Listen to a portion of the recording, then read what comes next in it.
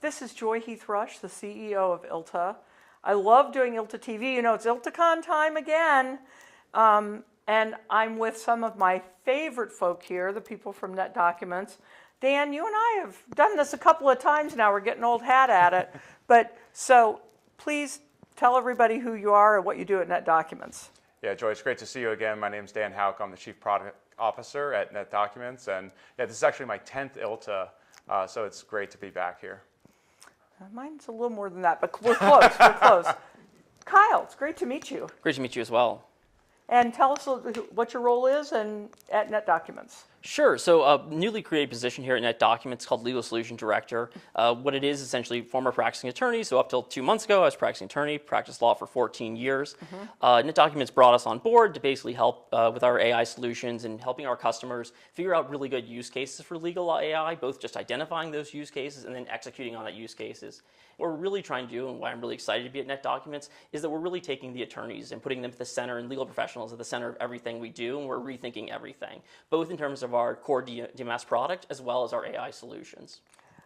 Well, I know from when we talked last year, your big announcement was Pattern Builder Max. And I had the pleasure of participating in your conference in the fall last year. And I was on a panel with Greg Siskind, who had done some fantastic things with Pattern Builder Max. I'd love to hear a little bit about what's happened since last October, and I know that you've had some big announcements here this week too, so let's talk about both of those. Yeah, that's right. We were introducing Pattern Builder Max as part of our ND Max suite of solutions at NetDocuments, and really thinking about how do we bring generative AI into the NetDocuments platform, power the document management system, and really make it come alive for many of our users. And Pattern Builder Max was that first step of doing it. And since then, we've had over 3,600 apps built with Pattern Builder Max.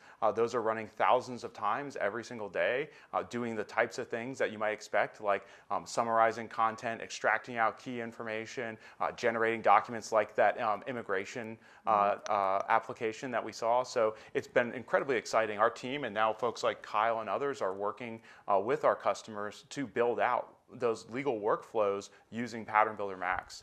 So it's been a great year with that solution, but we always knew that there were more capabilities that we wanted to bring online. And we thought about what about those users who are maybe not yet ready to incorporate it into their day-to-day workflow, but they want to step into it more gradually. They want to be able to click on a document in their document management system and maybe ask a couple of questions like, is there an indemnification clause in here? What does it say? What are the differences between these different documents that I've selected? Those are the kinds of conversational experiences that many of us are used to with ChatGPT and Copilot and others. So that's why we introduced ND Max Assist. That lives right inside of NetDocuments. You can ask questions about any of the content inside of NetDocuments, and also it seamlessly integrates with Copilot. So that means that users don't have to worry about whether they're in Microsoft, engaging with Copilot and wanting to ask a question about what's in NetDocuments. They can do that, or they can do it straight from the NetDocuments interface.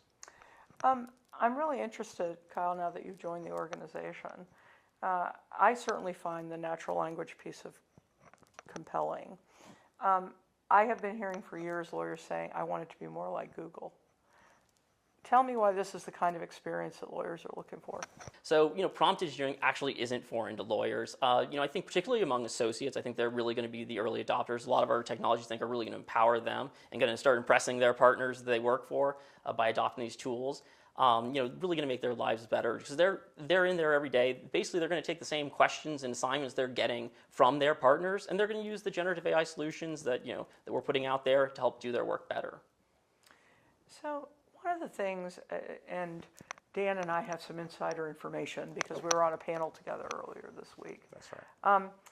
There was a lot of interest in that session in a simplification of the interface.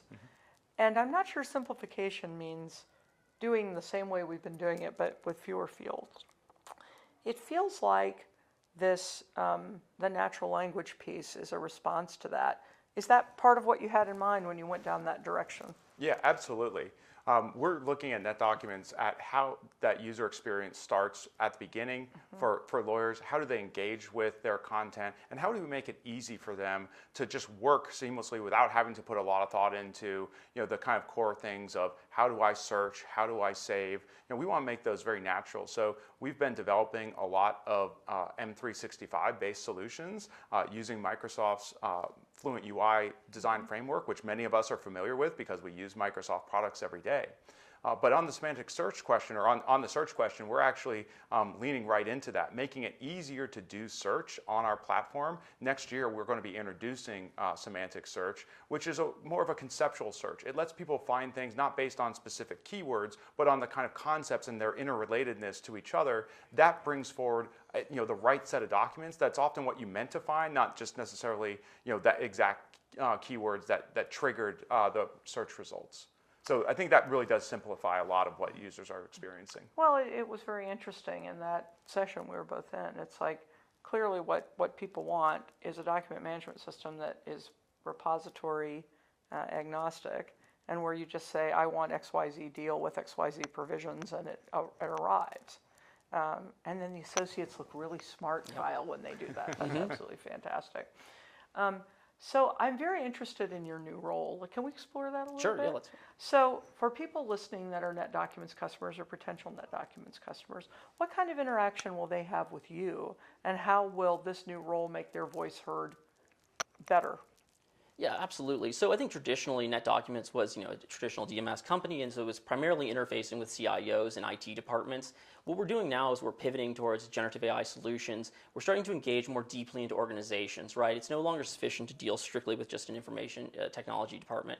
So I'm having conversations with CIOs, but also with chief knowledge officers, chief innovation officers, as well as even deeper into the organization. So subject matter experts within the organizations. As we're trying to identify, early on in our conversation with potential customers, trying to identify what potential good use cases do they have that our solutions would be really great at tackling. And then, of course, once they are customers, helping ensure that we deliver on those expectations and help follow through on some of those applications, help them get up and running with some of the use cases. So do you anticipate you're going to do a roadshow? Yeah, absolutely, yeah. Okay. So how can people find out more about that? If I won't give out your cell phone number, I promise, but how will they find out more about that when that comes to their town? I can think of a lot of people that would love being involved in something like that. Yeah, feel free to reach out to me on LinkedIn or email me directly, at NetDocuments, or Dan as well, and we can get it to the right people. Put it in places to connect with NetDocuments to express your interest. I think everybody who's an existing customer will have a dedicated account rep they can reach out to and let us know that we want to have these conversations. That's music to my ears. Dan, I know we had a lot of NetDocuments thought leaders here at ILTACON this week, speaking on a number of topics. What are some of those, and what are some of the things that people listening that may not have been able to attend ILTACON should know about your areas of expertise for your team? Yeah, I think one area that we've seen a lot of interest in at this ILTACON is around something we touched on earlier. In fact, you touched on, like, how do I find that exact right set of documents that I need? It's a particular type of agreement, maybe the governing law is a particular state, it was a particular deal size. All of those things are usually trapped in unstructured data inside the documents. And so a lot of customers are figuring out, like, how can I unlock it? Because when I do that, not only is my search more powerful, my AI apps are going to be more powerful.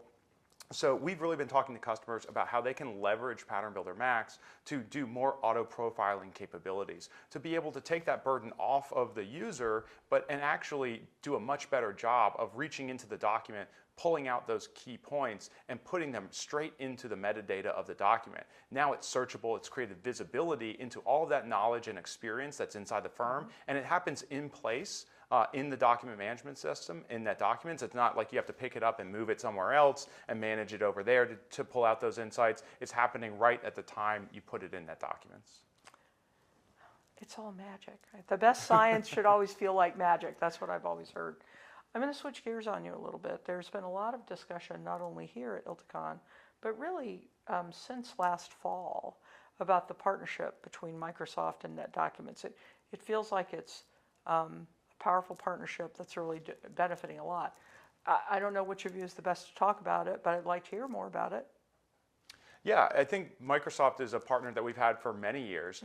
And as new capabilities have opened up, what that means is that there's new opportunities for our two companies to work together. And I think we're seeing that more and more. So I mentioned some of the work we're doing just even with M365 and leveraging their UI designs in order to improve our users' experience in NetDocuments. But it goes way beyond that. It gets into things like Copilot. That's an exciting new way for agents to be able to engage with technologies like NetDocuments.